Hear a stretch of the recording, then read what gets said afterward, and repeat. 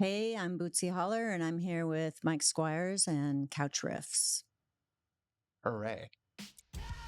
Hello, folks, and welcome back to the Couch Riffs podcast. My name's Mike Squires, and this is Couch Riffs podcast episode number 285, which is a high number as far as podcasts go. I'm super stoked that the podcast is still here. I mean, I'm still rolling, and it's, I don't know, I think it's better than ever. I hope that everyone thinks it's better than ever.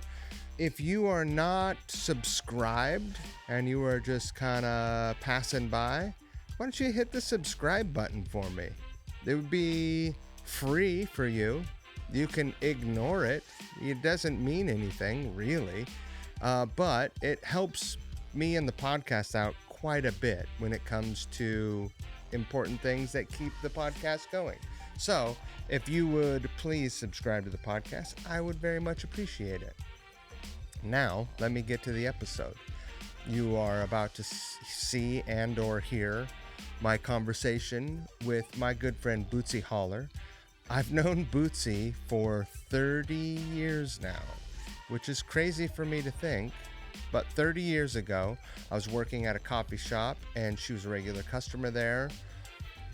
She is a very talented artist, photographer, animal lover, dog lover.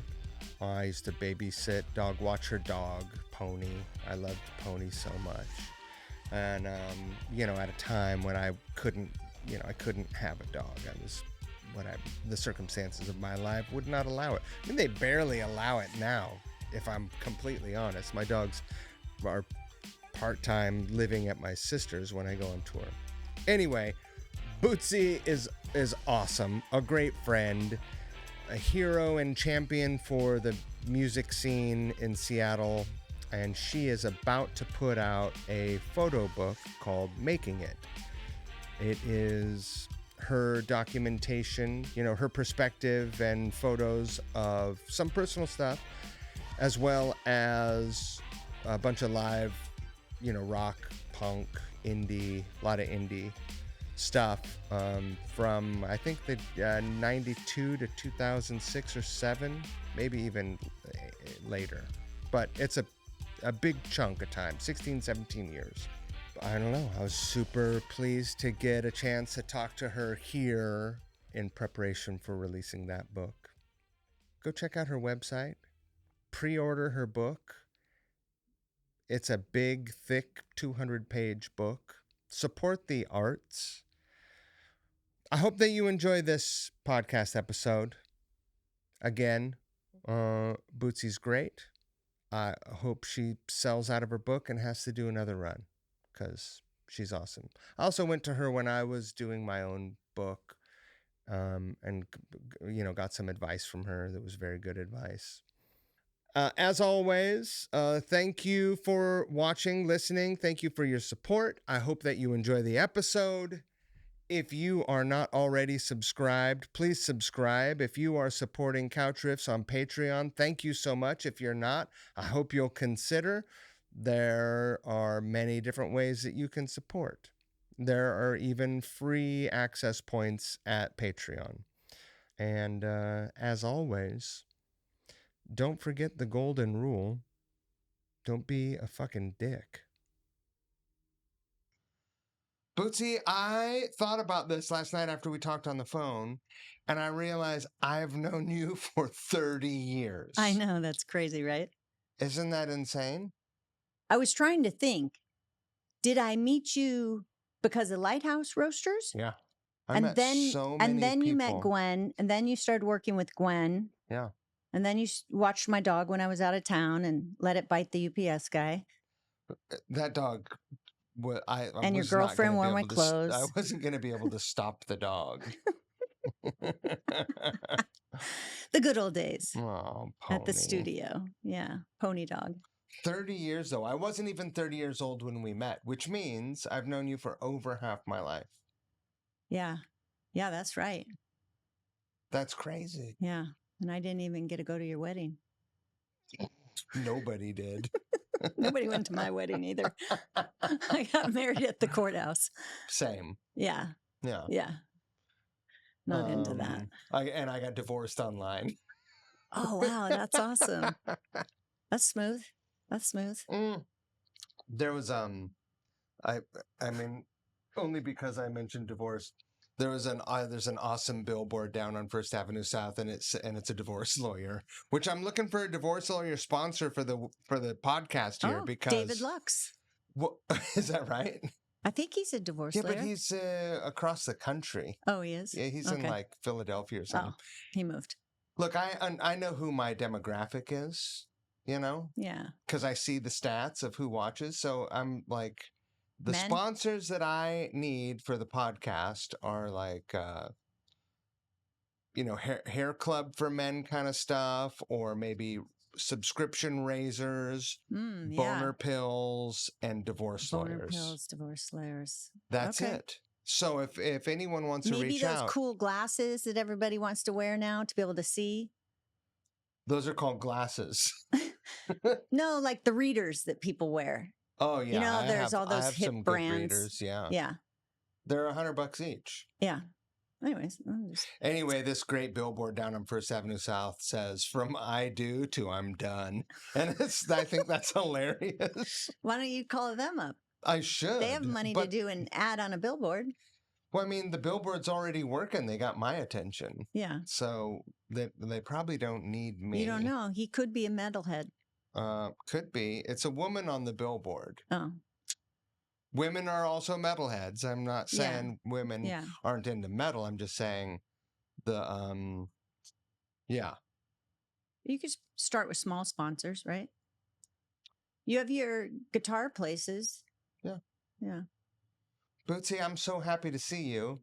Well, I haven't seen you in a while. When was the last time I saw you? In LA. LA. When I right? lived in Culver City, which is probably, my son is now 15 years old. So. And I think maybe I didn't even have him then. No, you for Yeah, sure I didn't had have a son. baby. Yeah, for sure you had a baby. Yeah. I Yeah. think he was there. Maybe. It was probably 2011 or something. Yeah, he was born in 2010. So, yeah. Yeah, because you were down there with Duff, meeting Duff or doing something with Duff. I also did a photo shoot with Duff for the Seattle Weekly. Right. And yeah. Yeah, LA's been great. I got to say, I'm pretty happy there. And I do miss Seattle in some ways, but I come up here enough that I get my fix. And I think all of us have kind of spread out and done our own things now. So it's like the people that you're connected with, you never lose them. Right. You know? I mean, we've stayed in touch. You and I can talk on the phone like 10 years didn't go by. Right. I think when you have friends and people like that in your life, those are your people that, We've never gone 10 years without talking, though. It might be a year or 9 months or something, but like never. We talked 10 about years. your little mini album. We talked about your artwork and getting a book made and all that. But the fact that you can call and know that it's not a big deal to call and chat, there's some people you wouldn't call and ask for advice from. Did I give you one of those things? Yeah. Good. Yeah. Good. Yeah. I could try to slip I still have a box of them. Yeah, don't worry. That's the way it is. You just give them out as freebies, like as fun gifts. My first book was like that. When did you move down to LA? I moved to LA in 2007, I think, right after Pony died. When Pony died, I kind of was like, oh, you know what?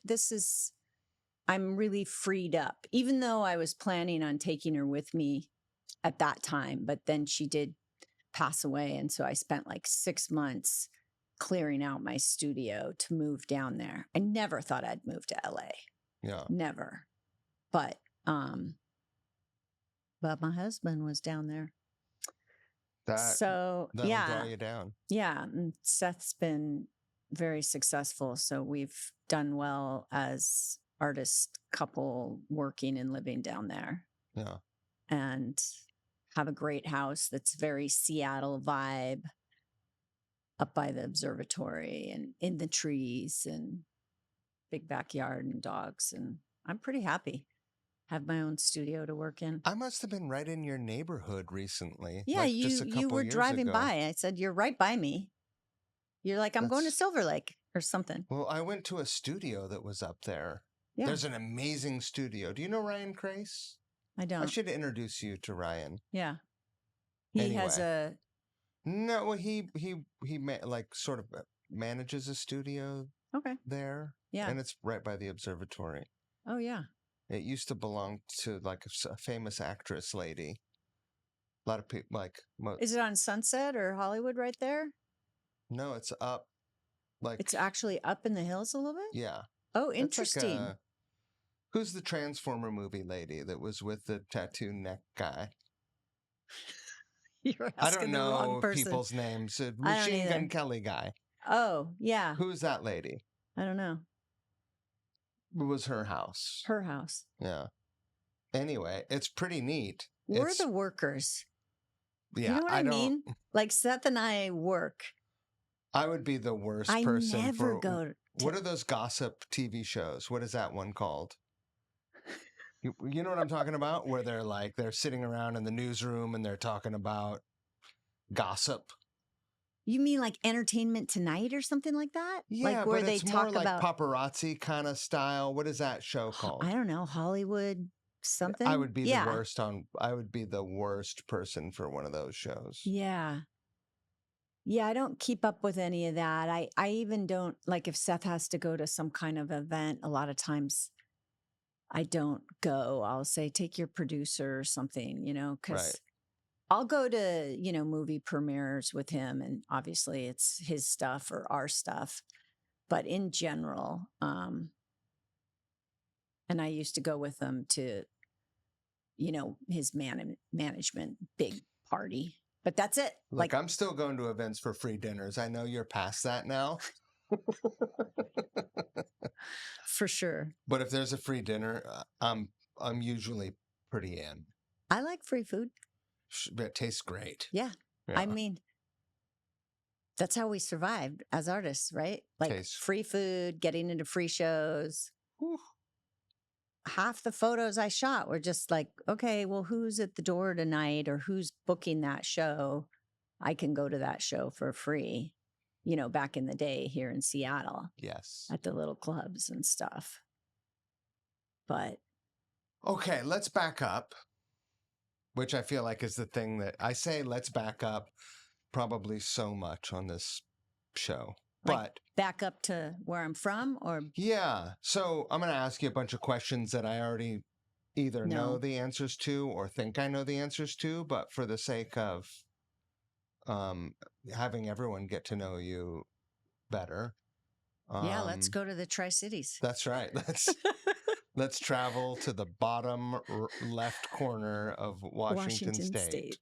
Is it the bottom left corner? It's the bottom right corner. Bottom right. Yeah. It's where the Columbia River bends and goes down the Oregon-Washington border and then dumps into the Pacific. And the Tri-Cities consists of? Richland, Pasco, Kennewick. Yeah. And there's some great rock and roll people that came from that area. The current drummer of Guns N' Roses from Tri-Cities. Yep. Yeah. Former drummer of one of my favorite Northwest bands, Loudermilk. Who else is from there? The Ockeries, Carrie and Eric, and then I was going to say Nate Mendel. I went to high school with Nate Mendel. Nate Mendel is from Tri-Cities. Yeah, and Nate. Dick Rossetti is from Tri-Cities. Yeah, and it's Jade. He's down in L.A. He's got his new band, and I've done some business with Jade down there. Awesome. And like I think the people that get out of there often don't go back. Right. I'm sure some people have to, but boy, when I left, I was not coming back. For people who aren't familiar with it, it's not really suburban, right? And it's not rural. It's not suburban because it's not just out of the city. Well, it's It's its own little area because it's the government, right? It's Right. where the Hanford nuclear site is and Battelle Northwest Labs. And, that's where my grandpa worked. And both my grandpas worked out there. And my dad, my aunt. And yeah, it's a government town. So there's a lot of really intelligent people there. And then there's kind of the redneck side of it. So there's kind of two sides going Right. on. But like, I grew up on just Motley Crue and, Black Sabbath. That's what you listen, Rat. That's Sure. what you listen to when you live out there, and I know there was a punk scene, but I wasn't, because I know Nate had his band Diddly Squat. Yeah. And they were playing at the Hoedown and stuff, which was like this weird in between zone, like a total shack house that they would play at or something, I think. But I never really hung out with that group, even though I had a pretty good music taste from my sister's, boyfriends and stuff, because she was older than me. So like Right. Boomtown Rats and Clash and stuff like that. God, I just remember. And which of the Tri-Cities are you from? Richland. For everyone watching, especially, tell everyone what the Richland High School mascot is. Right. So the Richland Bombers. It's so awful. The Richland Bombers, and they've done articles on this, the Richland Bombers have the atomic, mushroom cloud as the logo. Yeah. And when my mom went to high school there, it was probably a B-52 bomber, Right. and the guy, and so their mascot, because your mascot can't be a cloud, it was a guy in a flight suit with the full mask, and nobody wants to let go of it because it is what that area is. We made the plutonium Right. that went inside the bomb. So, it's a national monument now out there. It's hard to even get on the list to go out there and see it because I'm working on another art project called Contaminated. Oh. So they're photographic sculptural pieces that kind of interpret what illness maybe somebody might have had. So my grandpa Dusty, he worked for DuPont. DuPont was who ran the whole thing during that time. He was brought out from DuPont as a chemist to work at Hanford in the 40s. And he left after about 10 years because he had like so many ulcers in his stomach. And so he left for a while. And then he did come back later because like my dad and my aunt were there and us kids grandkids got born. So he did come back, but he left for 10 years because he had so many ulcers in his gut. So I have two sculpture pieces that I made, and they're layered. I'm calling it stacking. I don't know, it's not really anything I've ever seen anybody do because I'm a photographer, but I'm using vintage photos of my family. So one of them of him, there's multiple photographs. So it stacks up. So it's like, an inch high, and I put a spacer between each photo. And then I burned a hole through his thyroid because that's the other thing that gets affected a lot when you work out in those areas is your thyroid. So I took like a incense and I burned through all the layers. So it's this sculpture that's about the size of a brick, maybe. Yeah. And then it has the layers of burning going through all the way to the back of the last photo. So that's just one of them. But that's like one of my art projects I'm working on, which is completely different than Was it rock his and roll. house? You did a photo book. That was my other grandpa. My mom. That was my mom's dad, and my grandpa Willie. He came out to the area as a surveyor, and was one of the first people out on the land before anything even happened out there or got built, Oh, wow. and they came out from Missouri. So, like, if you think about in those days, if there's a job, they put out a whole thing across America. And if it was building a dam or building a bridge, this was doing something for the government, which nobody really knew what they were doing. And everybody talks about Los Alamos and stuff, but the plutonium, majority of it was produced at Hanford, which is outside of Richland. Right. And, that's one of the largest environmental cleanups in America. And there's still research out there. So what they're doing now is like, how do we clean up? And so this is what's really interesting is now it's all cleanup. So it's called vitrification, and they're trying to take the waste so we put the sludge, right? There's a lot of waste that comes when you produce plutonium. Right. You get this teeny amount of plutonium, but there's massive waste. So there's like barrels and barrels and barrels underground. And thankfully, we didn't just toss it into the Columbia River. It's in like concrete. It's in these, barrels and stuff, but stuff's been leaking for years, and they have to try to keep it from getting into the Columbia River, right? So for years, they've been working on this thing called vitrification, where you're encasing it in glass so that it can't ever leak. But that's been taking a long time to even figure out. So now there's new people that are getting sick from working out there. How do they encase it in glass? I have no fucking idea. It's like there's Pyrex. a lot of sand out there. Yes. So it's like Pyrex dishes, those white Pyrex dishes from the 70s. Sure. It's clay and glass together. And so that's the concept is like, well, how do you put it inside some kind of thing like that and close it up? Interesting. I remember reading this article about I have no idea, though. Dating vintage bottles of wine, because there was this huge market for phony vintage wine. Oh, interesting. People were making these relic bottles and being like, this came from Thomas Jefferson's fucking wine cellar. And so they would sell these things for however many thousands of dollars. But the one way that they could prove whether or not a bottle was at least older than 1942. Oh, yeah.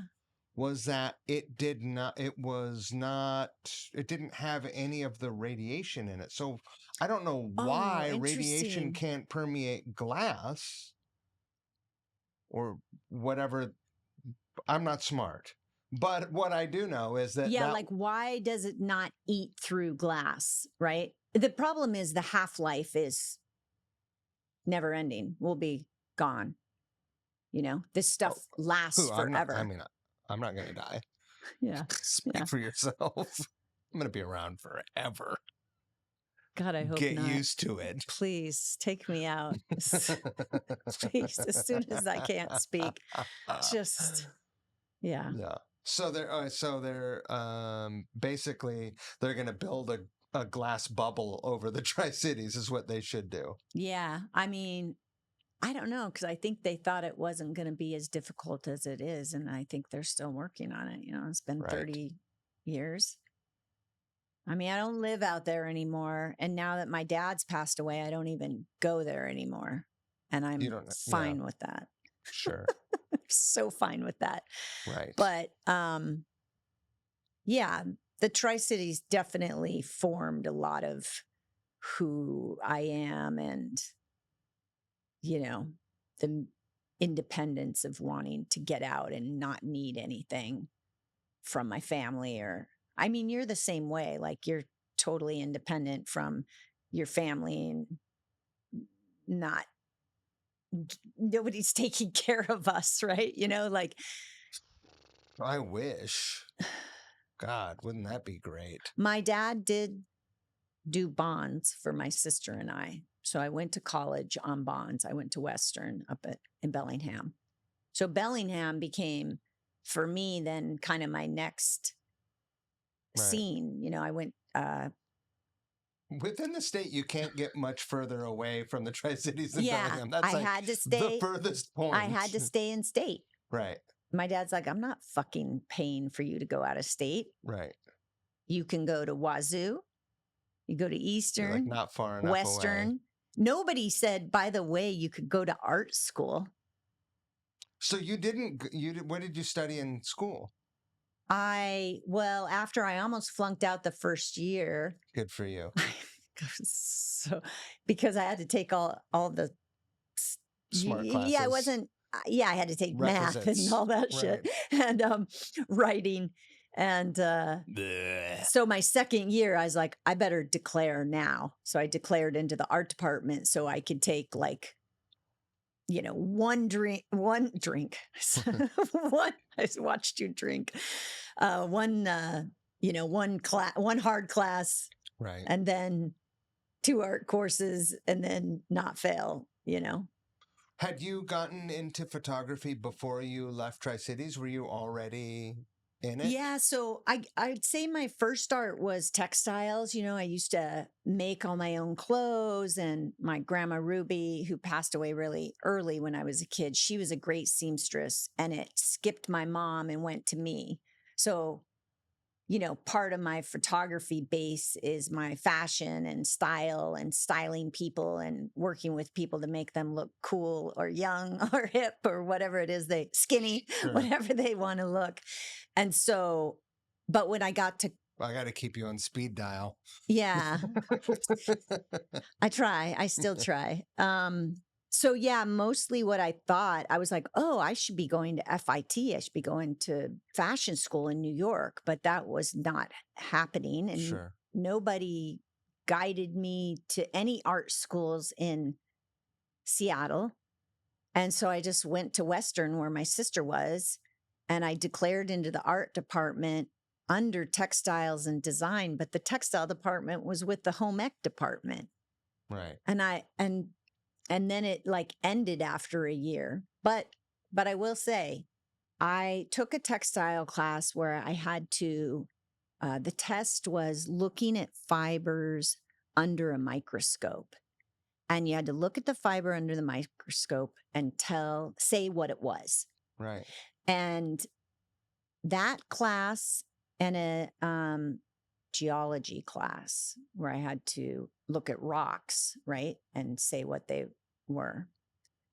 Those 2 classes, yeah, but those 2 classes, I could ace those tests. Why? Because they were visual. Right.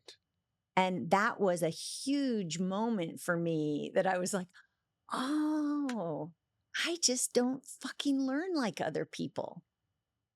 And nobody at that time, nobody looked at you and said, oh, you actually learn differently. You should be doing this, learning this way. And, oh, actually, you're not stupid. You actually are smart in a different way. Right. But you have a kid now. Is the education system like evolving to meet those sorts of learning? Well, I mean, they're definitely more open to understanding that kids learn differently and that people thrive in different ways. Or the way they teach, they try to mix it up. And I won't say everything's like that, but in the elementary schools, you can, especially if you're putting them in private school, you can get schools that are all about that type of learning. And if you have a kid that has some other weird thing, like I know a gal whose kids have weird eye things and they have to be on screens that are really close so they can see them. Oh, wow. And they go to a special school where everything's on these screens and all these kids kind of have the same issue. So, right. We used to just be like, you're smart. You guys, you're going to Votech. That it was just that. That's how I could have been a mechanic. Sure. Easily, because I love to work with my hands. and build things and figure things out. And the school system would have been happy to put you on a short bus and send you to the Voctech place. Totally. And been like, here, you're a boat mechanic now. Yeah, you know. Which is fine. Well, and for people who are passionate about fixing boats. Yeah, but we need that. And that's part of what I think we're losing in America is, you know, the fact that we need brains that work differently for all different things and giving credit to the people that do think differently. You know, if we don't have these odd creative people, we're not going to come up with these At ideas. a certain point, we were only rewarding people who made apps that entertained us, and we've never recovered. Yeah, it feels pretty apocalyptic right now with what's going on in the world. I try to just stay in my own bubble, be good to my family and my friends, and be kind to people that maybe I don't know that are having a shitty day, and try to just be like, okay, they maybe something happened to them today and that's why they're in a bad mood, or they have a shitty life and they're, you know, so like, not that I don't have my days where I flip out, but I try. You know, those posters from the dentist's office are true from when you were a kid. Like, from just hang in there and the kitty hanging off the branch to like, you know, you don't know what someone else is going through. Like, right. Everyone is having their own day. But not many people can live outside their ego to empathize what other people are doing. It's remarkable to me that everyone looks at everyone else and thinks that they are ruining America, though. Like, everyone looks at everyone else and thinks they did it. It's their fault, or right. Yeah. No one is like, it's our fault. It's all of our fault. Yeah, really. But you can't change anything. All you can change is what's closest to you. I mean, sure, you can vote or whatever, but you know, my vote sure didn't. Any more posters, but don't quote it's any like more the posters. Think globally, act locally. Yeah, I mean, just take care of what you can around you and try to be a good person. That's about it. How'd school go? Did you finish? Yeah, I graduated in 4.5 years. Look at you. Yeah, I was like, I gotta get the fuck out of here now. And then you came straight to Seattle? Yeah, and I came straight to Seattle, and my boyfriend at the time was a drummer, and he lived in Seattle but was going up to Bellingham like 3 days a week and taking classes. So when I came down here, I kind of had a place where I just moved into his basement bedroom. Right. He wouldn't even let you move into the house? He was like, I got a place for you in the basement? Well, his room was in the basement. He had a huge, like, half the basement bedroom, right? Right. So whatever, you know, it was easy. Yeah. I mean, I didn't have a job. I didn't even have a camera at that time. So I did take photography, 2 black and white classes at Western, and learned how to process and print. And at that time, I also got turned on to shooting medium format. So square or 2 1/4 square. So you still you hadn't thrown yourself into photography yet still? I was shooting all the time. I got my first camera when I was 7. So I had a point and shoot camera that I used all the time, like going snow skiing. There's, you know, all my friends partying in the desert. Like, I could do a book of kids from the 80s that lived out in the boonies and what we did, right? I mean, it's just us in fucking hotel rooms drinking beer and stuff like that. And making funny faces. Yeah. And I have I had a checkbook when I was 10 and I had an allowance. And so I wrote my check to the Clark's photo place and sent out for the film. And yeah, so I have, you know, I've been documenting and taking photos since I was very young and asked for a nicer camera. Like I got a nicer camera at some point. Like a little Olympus, kind of fit in your pocket, and it had a better lens on it. And then when I graduated, I asked my dad, like, could I get a camera, like one with a full SLR with a lens and stuff. And I ended up buying it from his friend. But the lens was shitty. It just wasn't a good lens. So when I took my first photography class, my teacher was like, this camera's shit. So you can rent free. Even your teacher wasn't like, get a new lens. He was like, get this camera is shit. Well, I didn't have any money to buy a new camera or to buy a new lens. A really good lens is sometimes more expensive than the body of the camera. Yeah. So, and I've never had a guide. I've never had a mentor. I've never had anybody really help me.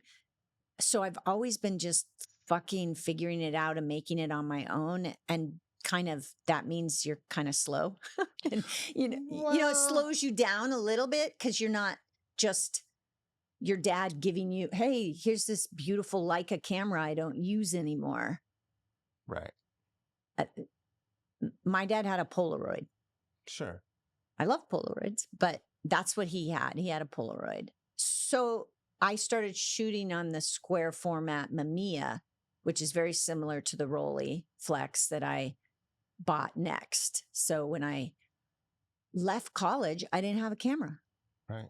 So I actually did start shooting Polaroids because you could get a thrift Polaroid for nothing. And I started doing like these transfers and stuff. And then Jay, my boyfriend at the time, his band, I gave them a couple images. They used them on a single. I mean, and that was also when I started just walking into clubs with the band and never paying.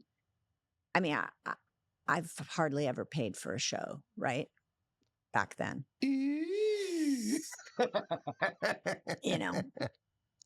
Not anymore, but back then. It's funny now. I never ask to be on the list. Almost never. Yeah. If it's a expensive ticket, right. I will ask. But back then, I didn't have any money. Like, that was the only way I could see a show. Sure. Yeah. I mean, I would go out by myself because with my camera, I wasn't even shooting for the stranger or anybody. Right. I just had my camera in hand and like Haas or somebody was at the door. Sure. And there'd be a big ass line and I would just kind of walk to the front and wait till they saw me.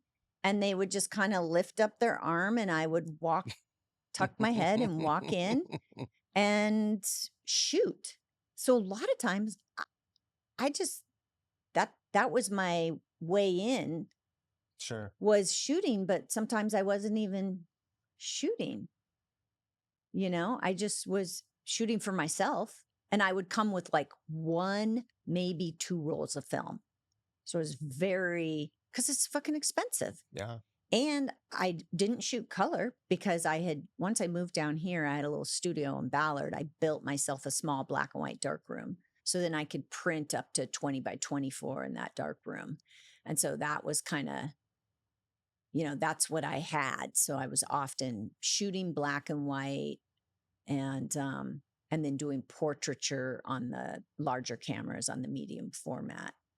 And yeah, that's when people needed artwork too. They needed artwork, they needed portraits, and then you would package it up and send it to somebody with your CD. You took some black and white images, portrait images of Nevada bachelors in that studio above. Yeah. 3x3. And I had some live stuff of Aliens Crime Syndicate. And one image that's in the new book is you and Nabil with Roderick. Right. In the Long Winters. And yeah, so it's interesting because the book, so it's just my view, right? It's only my viewpoint and my time. I mean, there's so many more bands that were at that time that I didn't see. I mean, I never photographed Gashuffer. Right. But that's just whatever. That wasn't my scene, or I didn't know anybody, so I wasn't being invited or sure. even and my close friends actually didn't go to see shows. Gwen didn't go to see shows. Tamara Right. didn't go to, I mean, sometimes, but, and my friend Sonia, they were my closest girlfriends and they were not in that scene at all. So, you know, Right. Okay, so you have this book, yeah. a So photo this, book about that is a documentation of the Seattle music scene, the slice of the Seattle music scene that you experienced from what is the range? so it's called Making It, an intimate documentary of the Seattle indie rock and punk scene, 1992 to 2008. Because I Okay. arrived here in 1992. Okay. So I wasn't necessarily, I mean, I was in the scene with, going to shows that Jessamine was going to and some of my Bellingham friends. But, it all just was part of my living, Yeah. Like I have some really old stereo lab images that I shot that made the That's book, cool. and they're from the 90s. I'd say most of the images in the book are from the 2000s. And mostly Seattle bands. Not necessarily. It's really just the scene, right? So I have the Yeah Yeah Yeahs in there, Oh, and cool. it was just the bands I went to see or the clubs that would let, Numos and Jason Lajeunesse, Sure. he let me in to do whatever I wanted. And Frankie Chan and those guys, which Frankie's down in LA now. So yeah, I just kind of went to the places where I could get in and the bands that I was into, or Sure. my friends were in that band, or my friends managed that band, or my friends booked the band. Sure. Right? Like, and even out of all the work I had to decide what would go, there's tons of stuff that didn't make it into the book Right. that are appropriate, or I didn't think they were really great photos. Well, also a book can only have so many pages. Yeah. And it's 200, which is a lot. Wow. Is that right? Yeah. It's That's thick. a pretty big book.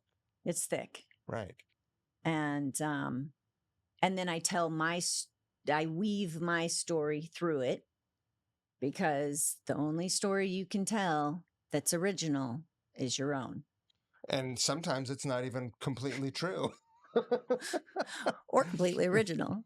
But and I'm not really a writer, but I kind of just give kind of my idea of how I got into the scene and what it was like when I arrived here, and then how and why I shoot, and what it's like when I work with people, and why I feel like I could shoot a certain way, or why did people let me into the venues? Right. How did you see things change in that span of 16 years? Because they surely did.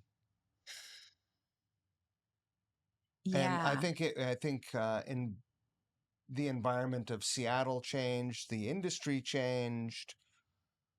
I mean, Clubs really, had to make adjustments. what really happened is everything became tighter, harder to get into, and the crowds became even different.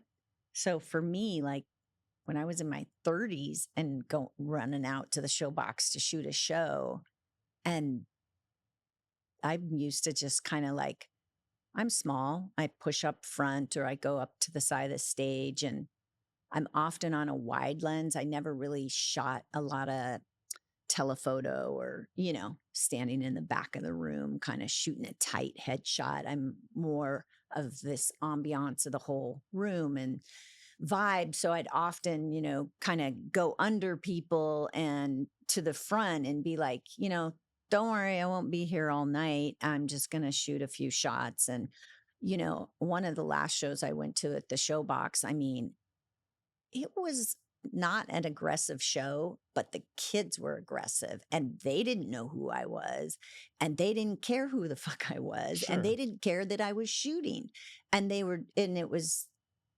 the first time I'd ever felt aggression from a crowd about me shooting. Huh. It was interesting. And that was near kind of the end, Right. before I moved. And I was like, wow, okay, things are a little different. Things are changing. And you've The never phones been were to another changing. Slipknot show since. No. Yeah. Yeah. Yeah.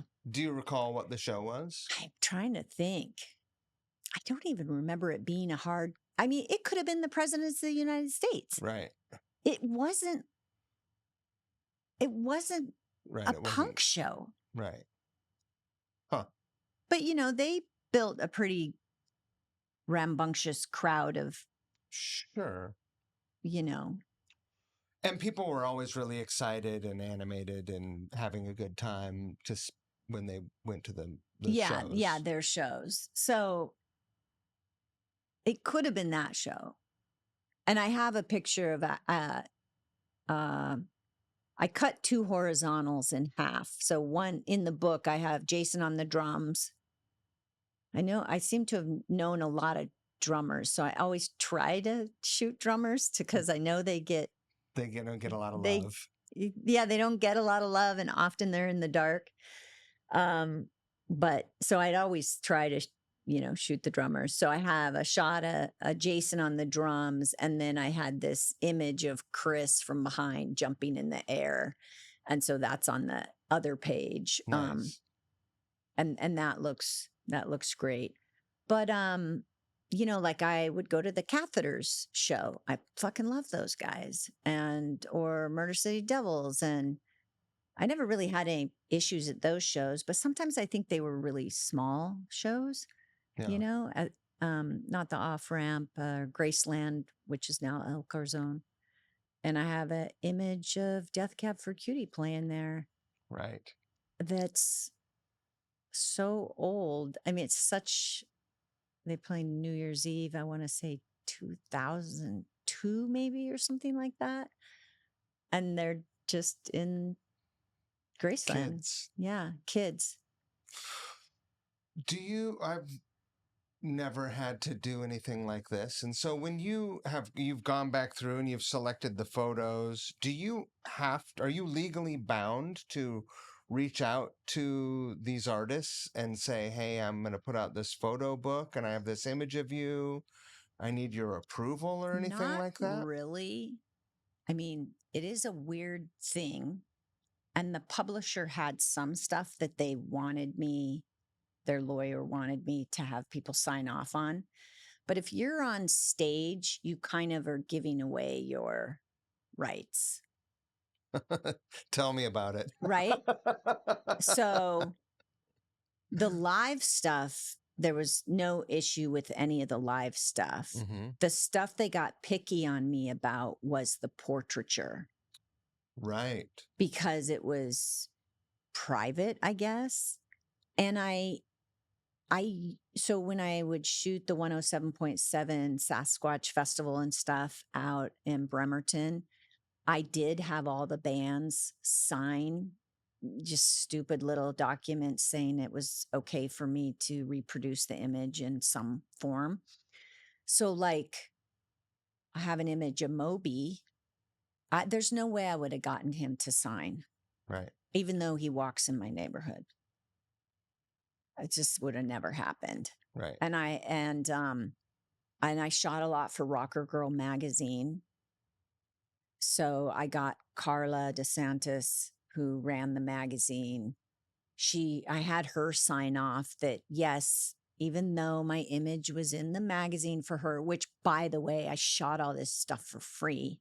Right. Not the 107. I mean, I got paid to do that job, but the stuff for Carla, all that stuff, I shot for free. I shot stuff for all KXP stuff for their website. I mean, all that stuff was donated time, and yeah, so they were picky on a bunch of stuff, but I was able to kind of work my way through getting people to sign stuff on the portraitures and portrait images and stuff. And it was kind of fun to get a hold of people and be like, right, Pretty Girls Make Graves, or, Schoolyard Heroes. Like, I had shot a music video for them, but I had photographed Ryan and the band. And I had this beautiful shot of Ryan in her apartment. And, I had to like figure out where she was and contact her. And of course, everybody was like, of course, Right. And I just did a signing document online, and Awesome. the Damiani book publisher, but it's weird. But my neighbor is John Silva, and he manages the Foo Fighters and stuff. Right. So, I mean, John's just like, we can't fucking do anything. Like, in the long run, and I had a rapport with everybody I worked with. Were there any images that you couldn't use because someone was like, no? No. That's cool. There was one that I wasn't going to be able to get a hold of the gal because she wasn't a Seattle person, and I didn't have a personal relationship with her. But I had shot her for Rocker Girl magazine. And so I kind of went through Carla and got Carla to sign it. Yeah. Right. But, yeah, I was a little panicky but I think Damiani had some kind of incident that happened. And so they were nervous. So I don't think anything's going to come of it or anybody would be upset. I mean, my whole goal when I photograph people is I would never show an unfavorable photo of somebody. Right. I would never make somebody look bad. I mean, that's how I worked. And yeah. In an age where everybody is walking around with a camera in their pocket now, everyone has, a high quality camera. Yeah. And everyone shares so much with the world. It feels like so much of image distribution is diluted, and art is overlooked because we are pummeled with images, right? Mm-hmm. I'm interested to hear how you feel about everyone's like, I am do this, I make art, and they have their phone, and everybody's a photographer. It's a tool. Sure, right. That's what I'm getting at. Yeah. Yeah. And I think that started really fast as soon as a camera was on the phone. I mean, everybody was a photographer.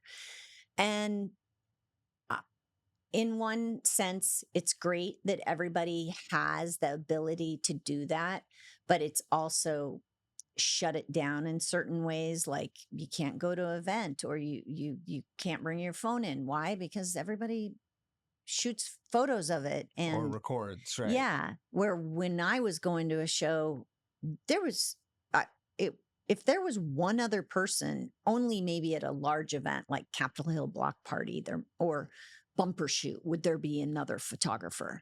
Right. Most of the time, I was the only person. So you were kind of special, in some sort of way, because you had the equipment, right, and the ability to process it and put it out there. And I think what's happening now is, photography is thrown away. And there's kids that think it's cool and retro to shoot film, but they don't ask for the negs. Right. They just want the scans. But for me, I don't know if I could have made this book if it would not have been majority negatives, because they were all in binders, right, organized, and I could dig through them all. I could scan them. I didn't even end up scanning them. I spent so long building this book and going through all my 3-inch 3-ring binders that I have like fucking cases of, right? That when I started scanning, then the idea took place in 2016. Now the book's coming out. 9 years you've been working on this. Yes. Wow. Just scanning and organizing. And I had a chance to build the book like 5 years ago in the pandemic. And I was like, I'm just not ready. I'm still overwhelmed with the amount of imagery I have and how to just the editing process, right? And so the point I was trying to say is that are we going to have archived history without real photographers because of the way things are thrown away and because of things just like living on a hard drive or living in the cloud? I mean, that stuff's just going to disappear. Eventually. And if there's somebody shooting out there digitally and they're not housing their stuff correctly and they lose it all, I mean, they're never going to make a book. They could be shooting just as long as me in a scene, but they don't have the collection. They don't have the skill of organizing or being able to go back and fix something. I mean, I had some digital images when I first started shooting digital, and Photoshop didn't. If you saved as a JPEG and you didn't rename it, your raw file was gone. Now they have all these safety features, so you can't lose your raw file. But I remember being like, did I just accidentally, Apple save as a JPEG? And now my raw file disappeared, right? So, there was, when I was having to dig through the little bit of digital stuff I had, I was like, I must have fucking fucked that up somehow, because I have the JPEG and I don't have the raw file, but I have all these other raw files, but they weren't my pick. So and that was when I got my first, I had to teach myself how to shoot. Digitally it's Did you spend different. any time at the Northwest Film Center? Photo Center Northwest? Yeah, that. I didn't, because I already had gone to school, and I'm pretty much self-taught. I taught, I took the 2 black and white courses. I just started shooting and making art on my own. And then I had an art show that I shot all in color.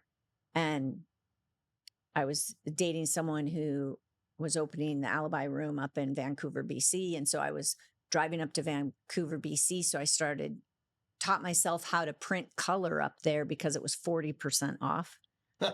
Because sure. So I had a friend who printed color, and I was just like, what do I need to know? And she's like, you want less red, you put more red in.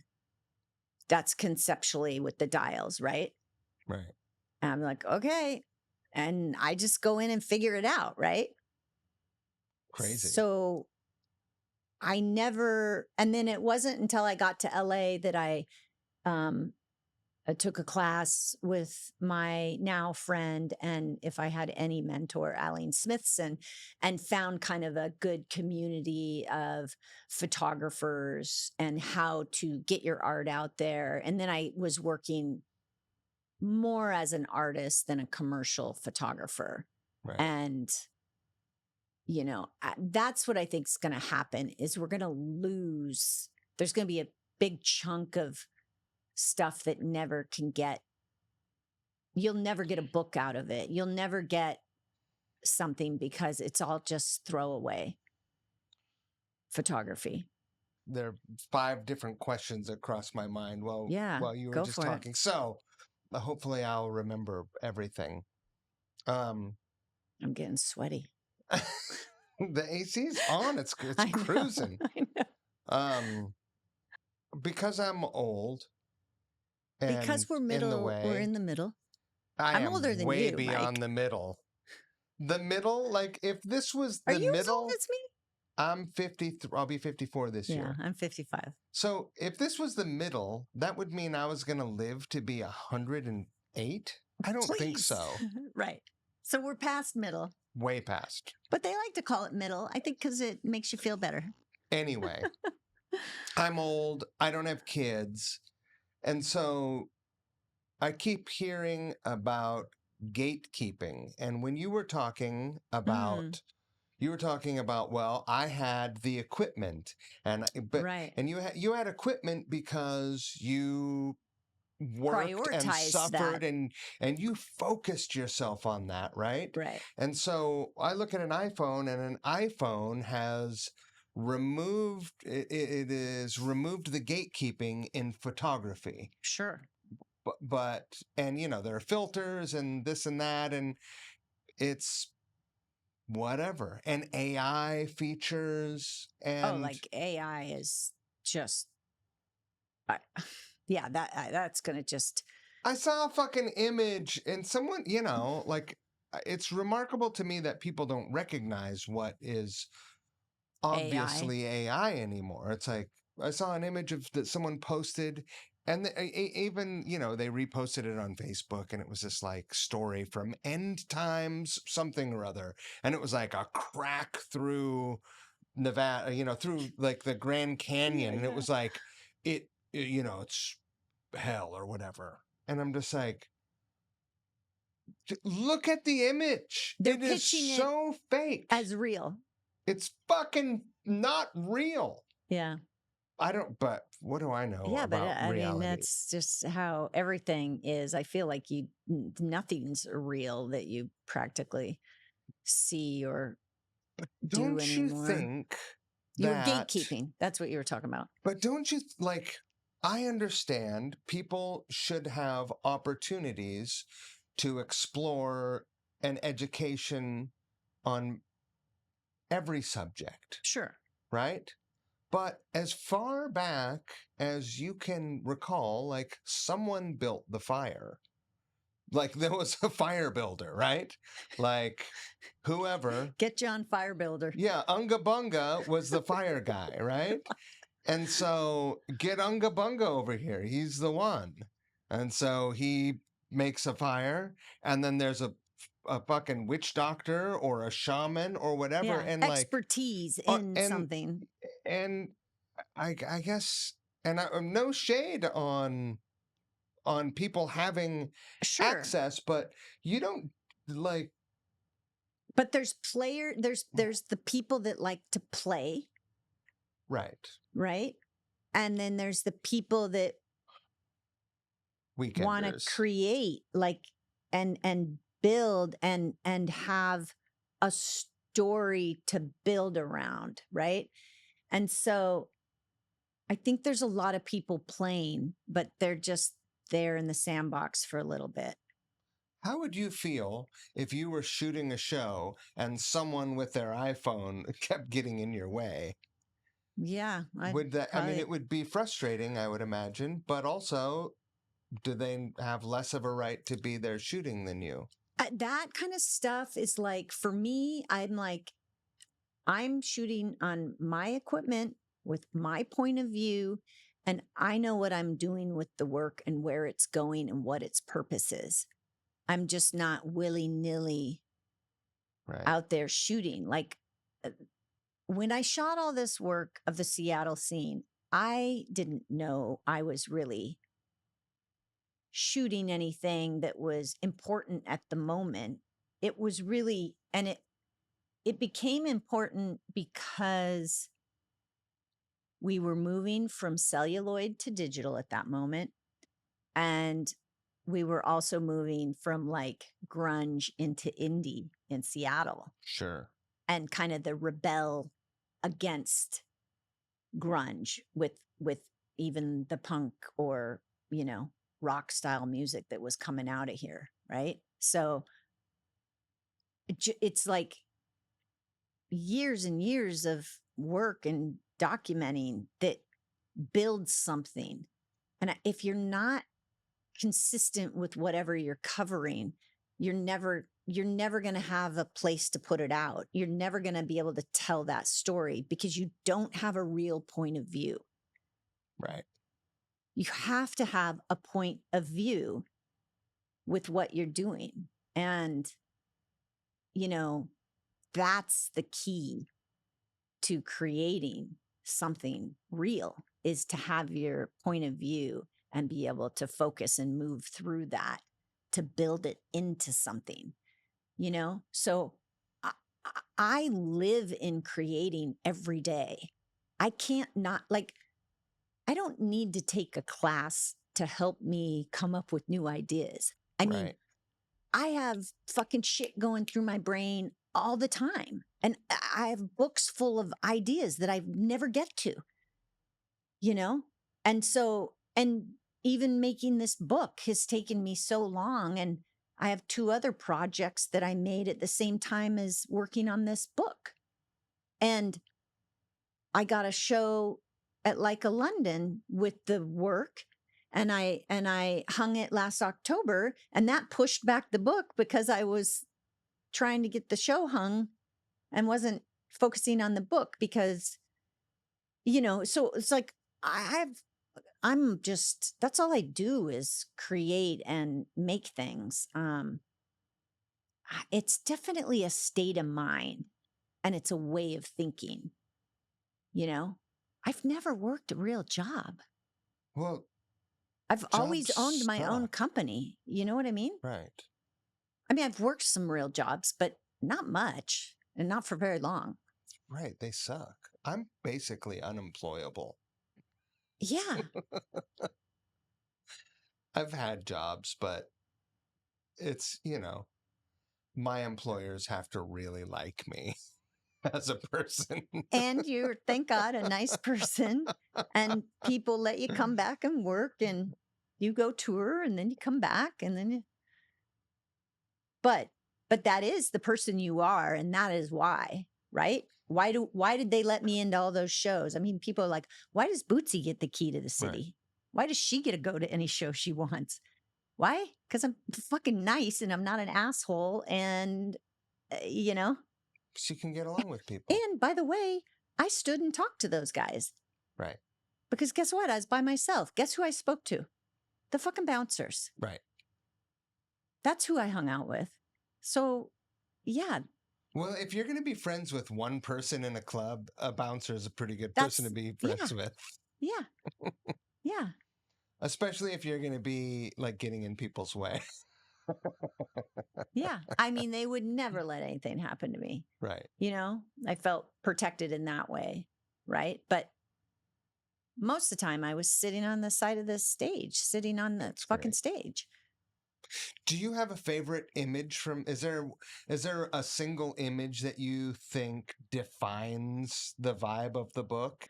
That brings you right back to the moment? I have a couple key favorite, specifically Seattle images. One is the first image in the book when you hit the music starts, right? Because I have some personal stuff in the front. And the first image is Brian from the Catheters. It's a vertical shot, black and white, at Graceland. He's in his underwear. Now, I don't remember why he's in his underwear. I think maybe his pants ripped. I think it's New Year's Eve on stage. Yeah. In this crazy stance, you know, coming at the mic, you know, and then you can see a little bit of the crowd, and this guy's like, you know, looking up at him, and it's just a beautiful photo. It's just beautiful, you know, and a lot of times I didn't shoot with a flash because I didn't want to put that in the face of the musicians. Sure. But sometimes, like, that club was really fucking dark. So sometimes I would just, you know, pop it every once in a while, but not be obnoxious with it. And so, you know, some of my stuff has that little bit of blur or softness to it because there's no flash and there's hardly any lighting. And I'm shooting 32 speed film, 3200, sometimes pushed, or 1600 Fuji is what I used to shoot. And then I'd push it in the lab one stop, so it bumps it up to 3200, and it's very grainy, that kind of vibe. And so that image I really love. And then I have a picture of Juno, Arlie, and Jason Longinus is playing bass behind him at the Vera Club, early 2000s. but it's in color. Wait a minute. La Jeunesse played bass in Juno for a show? I think Jason just steps in and did whatever. Right? He just showed up. I double checked. I was like, is this Jason?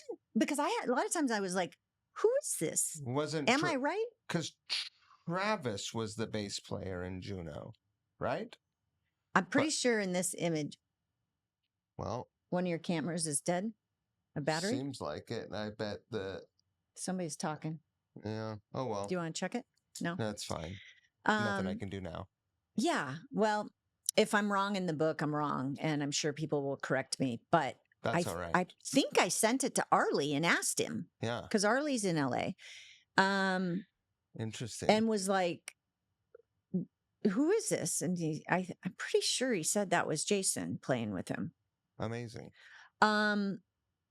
And so at some point I did start shooting a little more color. Mm-hmm. And I wanted to teach myself how to use my flash more creatively. And so I put the camera on bulb. And when you're on the B on your camera settings, it stands for bulb. And I don't know why, it's open. It's just the shutter is open until you shut it. Oh. So the room is very dark. So I put it on bulb and then I handhold a flash and I pop the flash and then he moves and I pop it again and he's moving and I pop it again. So it's like, right? Right. And there's blowout and lights moving and he's playing guitar and sounds cool. And I love that photo. And there was definitely photos that I'm in love with that I knew they had to be in the book, and there's the other thing is shooting bands that give you a photo. Right. There's a lot of bands you shoot and in that time. So we're in tiny clubs. Shoegazer bands are not fun to photograph, I would imagine. There's no lighting. There's no fancy lighting. There's no screens behind them. Like now everybody can do that stuff, right. Probably even in the small clubs. Yeah. So it's black, it's dark. And so I would just fuck around and because you don't know, I probably shot 20 of those that didn't come out and one worked. Right. So it's the concept of experimentation. And actually in the book, in that photo, I talk about how I did it, right? So if you're an analog photographer and you're looking at it, you might say, well, how did she do that? Because this is all pre-Photoshop. Is there a way to reproduce that process shooting digital now? I think so. I think some cameras probably have the ability to be set up to stay open and shoot. The problem with digital is when you're shooting digitally, it's like shooting old school slide film, which is a positive, right? If you lose the information, there's no information there. Right. That means you have no pixels. And in a slide, same thing. It's just clear, right? There's nothing there. So you have nothing to work with. So when you shoot digitally, you're better off having it be even slightly dark, right? A little bit darker than you want so that you can pull out what you want. And even in your white area, you could pull out texture or whatever might be there. And you can always manipulate things in Photoshop now. Well, now you can just say, fucking fix it. But like my hands are broke. I mean, I can only work on the computer for so long because from all the years, they're just in pain from holding my grip is fucked up. I mean, I don't know. You guys play guitar and drummers. They must have that. My whole body is in pain. Yeah. But like playing guitar, it's do you guys have a sauna? No, we do have a soaking tub though on our new party deck we built. I recommend it. Yeah. I have a big backyard. I could put like a pre-built sauna. I know it's for the super body. Like beyond trendy now, but the hot cold thing really works. it does. Yeah. I love ice. It It is works. unbelievable. Yeah. It's uncomfortable, but whatever. Do you do the full ice dip? Yeah. Yeah. I mean, I'm not doing it now. Right, but while I was doing it, I was almost in tears by the realization of how much pain I just carry around every day, just as I walk through my day. yeah, it feels like It's crazy. inflammation. Yeah. Yeah.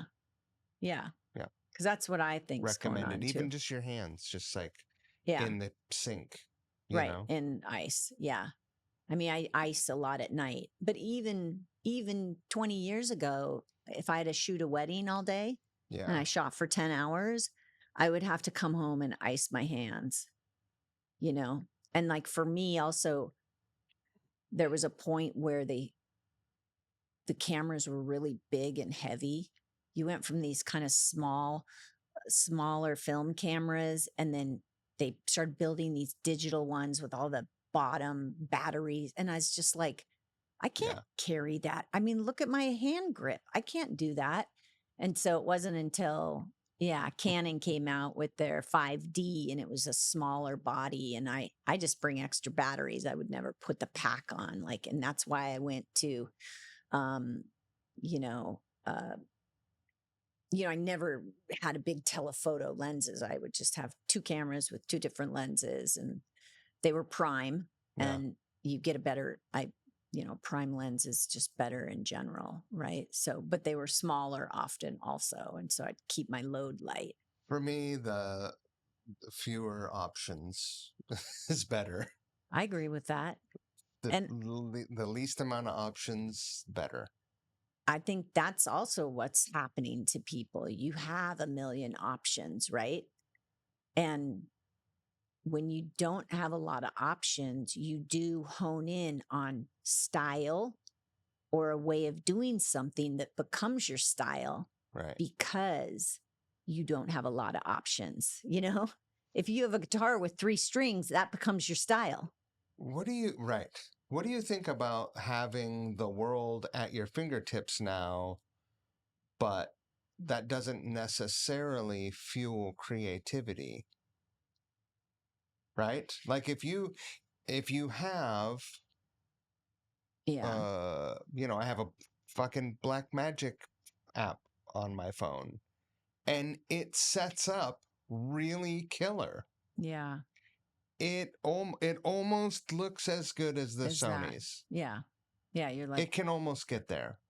And I have some mics that I can hook up, and if I'm on tour, I can shoot with that, and it is almost this, minus the lighting. Right. But that doesn't give you have a purpose. That's the difference. Right. So it's great when you know what you're doing and you have a purpose. Like the fact that I can put a photo in now and just say, hey, extend the background, and I don't have to do that with my hands. Right. That's amazing, because my hands would not be in the place they are if I had the ability to do that back then. I mean, I was on a Wacom pad, right? And that did me good for a long time, because I got carpal tunnel off the mouse immediately. But it is purpose. You have a purpose, and it makes your job easier. And that's great. That's the difference. You have a viewpoint and a purpose. Right. That's what makes you different than Joe Blow fucking around. When does the book come out, and what are you working on next? So the book is supposed to come out October 28th. Okay. We'll see. We're doing a big cover change right now. Oh. It's going to be fluorescent orange now. Before it was kind of this oxblood color with making it in orange. And then the back was this fluorescent orange with this girl on guitar kind of blown up. And everybody was like, I think the back vibe is really popping. Right. And we did a run with a fluorescent orange versus a normal orange. And the fluorescent is just like, I mean, if that's sitting on a pile of books, you're going to be like, must pick up crazy book. So, yeah, we'll see if it makes the boat and gets over here in time. I'm hoping to do something with the Easy Street. Does Jason still run Sonic Boom or They own it? sold it. So I Those don't know who guys owns that now, sold it. but I thought I could do a book signing at Sonic Boom, but I'm for sure doing Or one with Easy Matt Street. Vaughn. Maybe you could get one of the bands from the book to play At Easy Street. For make some prints, put them Yeah. up. They do, they do art shows there. I know.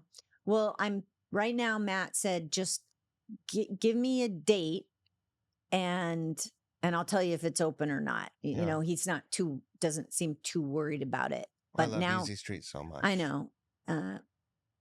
And Matt's a great guy and he's been supportive. And the greatest, yeah. I had done a big event there for the Coalition of Independent Music Stores 10th year anniversary. This was a long time ago, right? Yeah. 2007 maybe, or 6 or 5. And so I was hired to just follow them around and shoot all the events they did and stuff. And they had a surprise event with Pearl Jam playing at Easy Street. That's so awesome. What maybe I'll do for Matt's customers is a special Pearl Jam image. So they can buy, like, for $150, they can get the book, but then they can also, if they want an image, like an 8x10 type image of Pearl Jam or somebody else. Because here's the thing, when you make a book and people go like, oh, I got a publisher, guess what? They don't fucking pay for it. You're still, yeah. They don't. I'm paying for all the printing. And a lot of people, they don't say that part, but they're paying for it. So to make some of my money back, I'm selling books with prints. And then if so for $200, you can get a book and a print from me. But if you want just the book, you can just buy the book somewhere else for $60. Yeah, it's going to be, I think it's going to be $60 in America. Awesome. And then in the UK, you can buy it also over there. So Damiani Books is from Italy. So it's getting printed in Italy. So maybe in December, I think I might push it to December to do something with Matt so that I know the book has arrived. For people who I feel like it's very important to drive this point home. Okay. For people who have a knee-jerk reaction to a $60 book, first of all, $60 isn't that much money anymore. Like, if you're old like us, you remember when $60 was a lot. I remember that was my grocery budget for the month. I know, right? For the month. I know, that's crazy.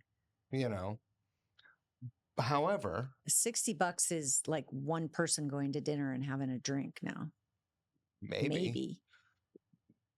If I want to zoom way out and talk about, okay, we have 16 years of photographic documentation and 9 years of, obviously not 40-hour weeks of nine years, but if you log all the hours of you looking at the photos, laying it out, writing, communicating, like everything, what do you think you make? My hourly wage? Yeah, what do you think your hourly wage? Do you think penny. It's a penny? Like, I was going to ask if it was a quarter of a penny.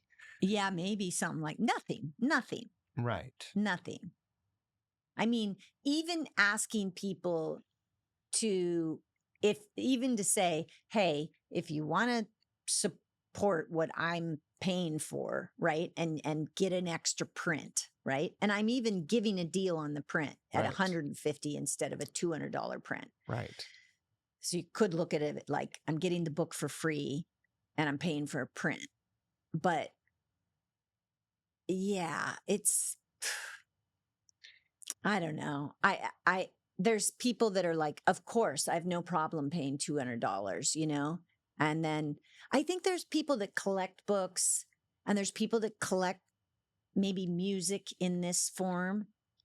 And it's for those people, Of course. right? Because a lot of people, they just, books isn't what they do, right? But right now, it's the least expensive piece of art you can buy. And there's you know, it could sit on your table for years and you can pick it up and read a piece of it or look at a different photo and probably see something different than you saw the first time you picked it up and looked through it. So, I mean, books are amazing because you can always go back to a book. You can always refer to a book. You can always be inspired by a book, and it's always there with you. And it's not like Wikipedia or any other digital form of information. If you go back and visit it and you notice that it's different, it's not that your perspective has changed. You know, it's not that your perspective has changed. Someone edited something online and it is different now, right? A Yeah. book is static. Yeah, for sure.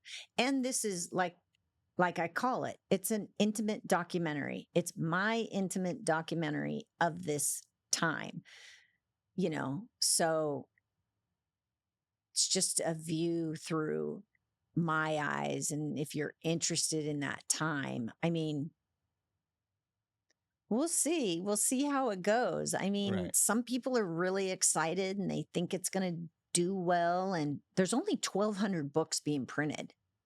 And Oh, I'm taking 350 of them to try to sell on my own, right? right. Or to give you one, right? So I I support the want, arts. I'm not asking to be on the guest yeah, list. I'll buy one. I know, but like I want to be able to sell up to 300 of them, and I want to be able to have 50 that I could give away if I needed to, or give to you know, a, there's institutions that you can give books to and they hold them as, you know, documentary work Yeah. of time, right?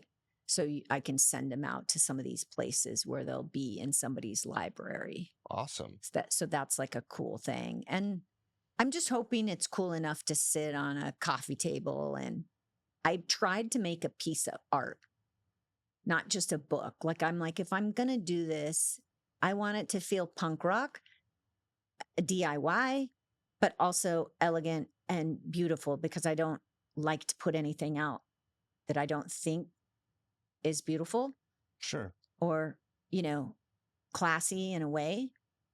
So it has the open spine, which means you can see the sewing of the spine. You can see all the signatures. A Oh, cool. signature is, you know, where the page folds Yep. in half, you know, because you worked for Gwen. You know, the folded paper become, you know, and they're all stacked in there, each signature, and you can see that it's bound and it's bound with orange thread. All the text in the book is orange.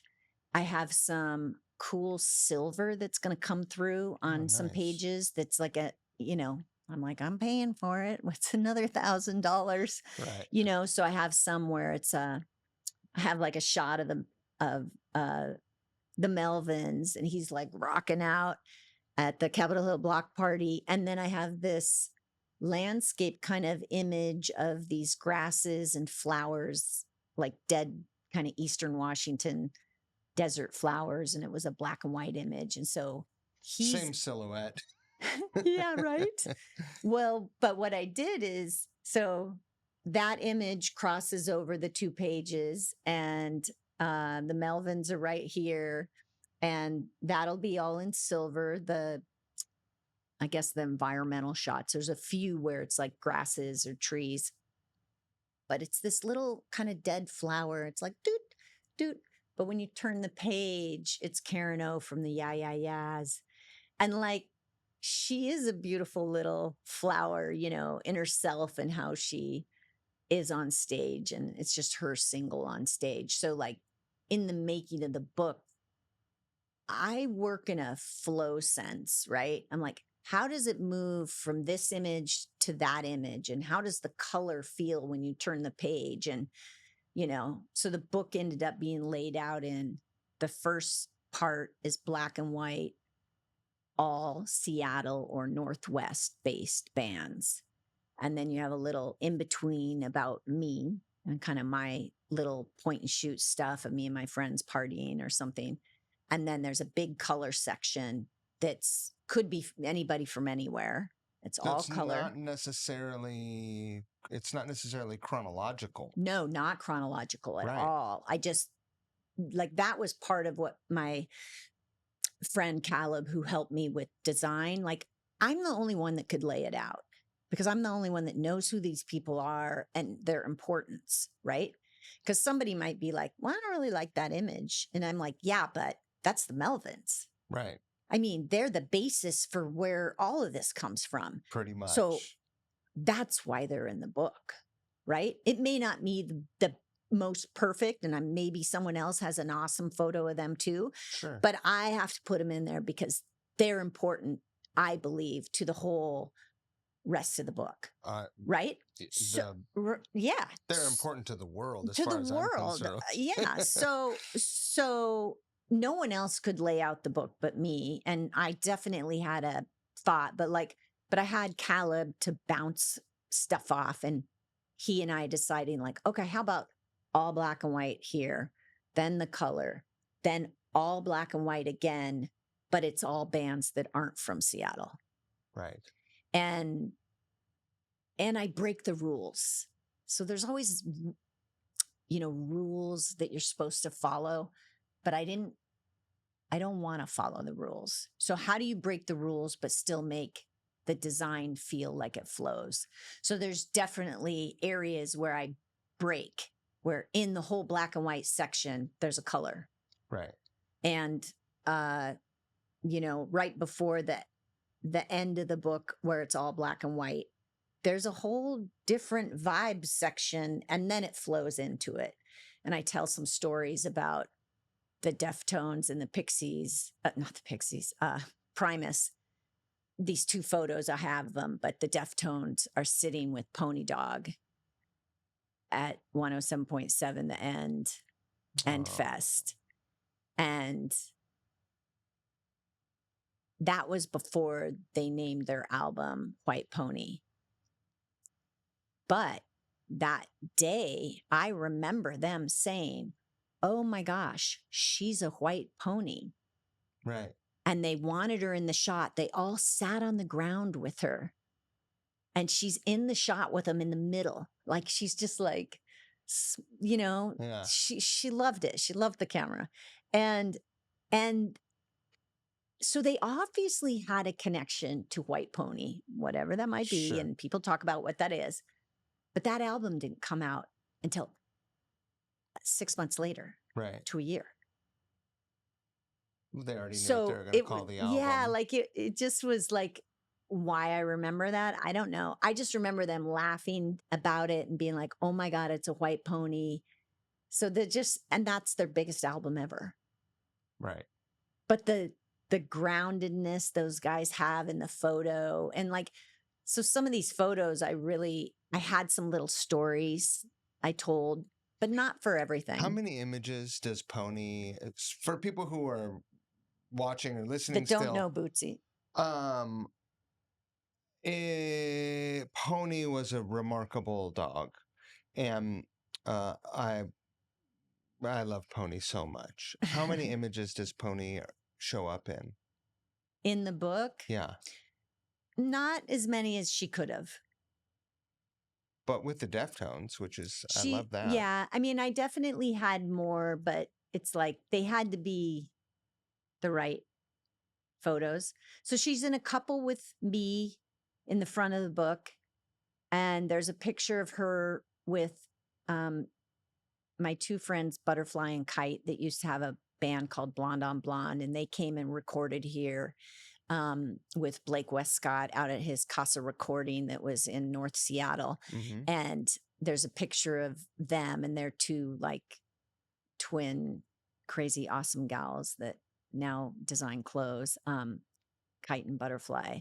And there's a beautiful black and white shot of them outside of his little Casa recording, and you don't even see their faces. And Pony's like on the far right, and she's like licking one of the girls, and you can literally see her tongue. And yeah, so she's really maybe only in the book 3 or 4 times. Yeah. Maybe 5. I added one at the very end because when I wrote my little acknowledgement at the very end, I was like, and to all my dogs, like, Yeah.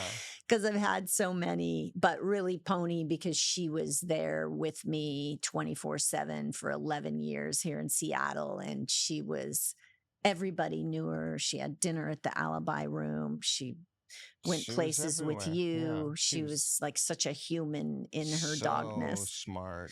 Yeah, so smart, never on a leash. And so there's an end shot of her on this camera called a half frame. It's an old school camera. It would take a half a 35, and they were made for traveling so that you would get more 72 shots out of your roll of 36 or 42 if you had a 24 roll. And so there's like sausages on a barbecue, and then the next shot is Pony, So yeah, I That's didn't cute. want to put her in there too much, but she definitely was in a lot of photos with bands and musicians. And I had Megan Jasper writes the foreword, but then I wanted Charles Peterson to write something because I'm close to Charles and I love him, and he knows what it's like to just, he knows what it's like to just shoot in the scene and be a photographer. And, a lot of times Charles and I just talk about all that. And he had his black dog, Barkley. So he makes a little thing at the end about Barkley and Pony and all that, because the musicians, I think when they're on tour, they really miss their animals. When a club or someone working at the club or something, like whenever I have the opportunity to engage with a dog on tour, Yeah. it makes my day so much better. Yeah, right? Like club dogs are the best. Yeah. And they're social because they see a lot of people come through. Right. They're cool. Yeah, they don't have any weird issues, because if they did, they wouldn't be there, because that's right. They'd bite somebody. Yeah. We know that. Right. We have enough people that'll bite you on the bus. Yeah. It's fine. Give me a dog any day. Because animals are just grounding. Yeah. They're grounding and they're pure love. And what does anybody need but pure love? And it's hard to find. You betcha. Yeah. Bootsy, I'm so happy.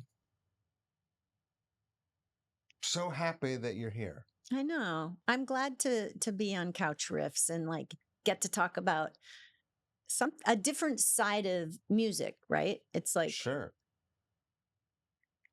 All I can say is, as an artist on stage, if you don't give an image, you're not going to get an image.